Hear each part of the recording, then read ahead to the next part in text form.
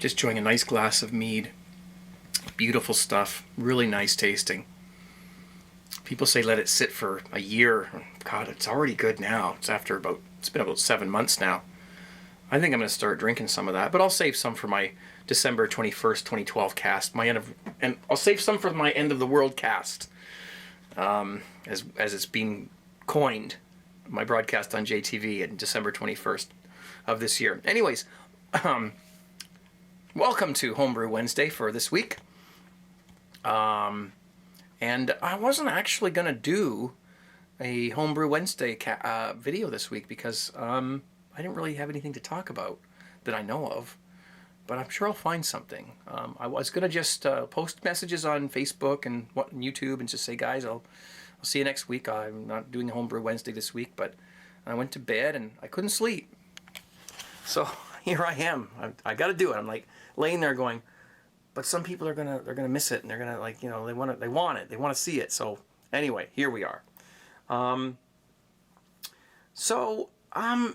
am I going to talk about this week? Well, I'm back in my homebrew dungeon here, as you can see.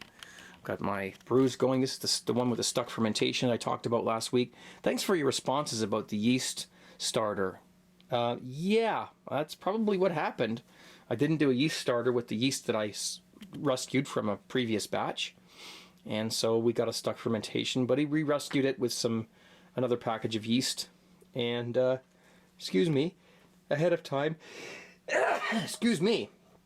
There we go. And so that's going okay. Another stuck fermentation here with the wine that I mentioned. I don't know what's going on with this thing, actually. I put yeast nutrient in there. I was told that it would finish up. I think it's done, but I don't know. It doesn't look like it's clearing up very well. But we'll see. I'm going to take a gravity reading on both of these tomorrow. And we'll follow through with the next steps. This is the third one I'm doing. This is my wife's. This one's ready. You can see how clear that is. It's ready to bottle. Going to add the flavor packages to it.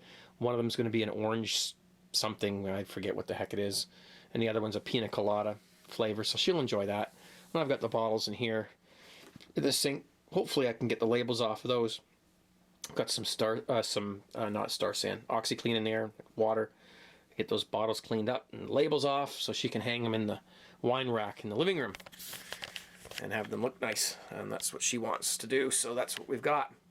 Other than that, I've got a couple of 8-track players from Kijiji. You know, those old 8-track tape players. You guys know what I'm talking about, right? Right. And that's why my bench is sort of, I'm not going to show it. It's got pliers and screwdrivers and all kinds of crap spread around because I've been trying to repair these things. I did get one working, and we did, on my live broadcast last week, we actually played some 8-tracks on the broadcast. So that was kind of cool, kind of different, retro. And so some of us casters are now trying to bring back some of the old 70s technology. We've seen Maniac do CB radio. A lot of us are playing records now, and it's cool. It's great to have that nostalgia, if you will. My throat's getting a little dry. We'll take a little breather here. Oh, that's good. From what is it? From bees to bottles, I guess. Mead. I can see in the background there on my camera viewfinder that nice, beautiful blue mash tun that's up there. And I know some of you guys are asking yourselves, where the hell is that all grain video he's supposed to be doing? And, the truth of the matter is that if I didn't have to film it, I would have done it long ago. The brew, that is. But I got to find time where there's nobody around here that's going to be running in and out of, the video. I've been going to bed early lately, kind of not up all night like I've been before. So I've got to find time to do this on video. So it's pending. Don't worry. The other thing is that, I'm not really anticipating a big jump. I mean, a lot of people, I've heard guys say, well, I did all grain and I'll never go back. I think probably my question there is never go back to what. If you're just doing beer kits and basic brewing, and you all of a sudden jump to all grain, you're really going to notice a difference. I think you really are. And I can see why people would say that. But I've been doing some pretty, more or less intermediate / high-end stuff. I mean, I've been doing mini mashes. I don't film all this stuff all the time, but you've seen me do mini mashes. You've seen me do partials, partial extracts with nice fresh grains and fresh hops. And even some of the kits I've done adding fresh hops and grains I've had good results. I've tasted all grain beer, so I know what it tastes like. I've tasted several of them, from different people, and I can't say that it's leaps and bounds better than what I've been doing as far as the partials and the mini mashes. So I'm not expecting, I guess, a big jump. I'm not expecting to go, wow, this is so amazing, I'll never brew another extract beer. But I could be wrong. And I think that's one of the things that, once I get it done and we do a taste test, I'll revisit this topic and we'll see, what I think then. And I'll be honest with you, I will. But I'll also be honest and tell you that I will always have all of the brewing methods in my toolkit, under my, on my belt, on my pouch, because there's a time and a place for all of them. And we've discussed this many times, and, I think there's a place for every brewing method.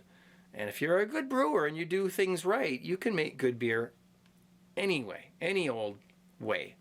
Just put your mind to it and use your common sense, and you can do it. Kit and kilo style beer brewing, yeah, obviously you're going to make better beer if you add fresh ingredients, if you do all grain or you do partial or mini mash. I guess it's a journey that you have to take on your own to figure out what's best for you. And God, I've said this 1,000 times, so I think I'll veer off of that road. You guys know my opinions on that. Anyway, I think I'm done. I didn't think I had much to talk about this week, but I guess that's about it. There's a few things there. You might have noticed actually too that I've stopped doing the little lower third thing at the beginning of the video where it flies in and says, Homebrew Wednesday number or whatever, because they just get covered up by the YouTube ads at the bottom. So I don't bother with that anymore. It's an extra 5 minutes of time that just gets covered up by the ads. So anyway, I think I'm out. I hope to see you guys on Friday on my JTV cast. That's justin.tv/CraigTube.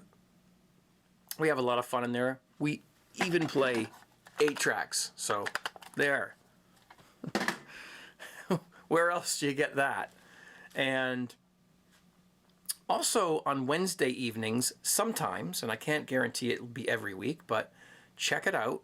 Go to justin.tv/17_brew_crew. And I'll put it's a little cumbersome to say, so I'll put it down on the bottom of the screen here.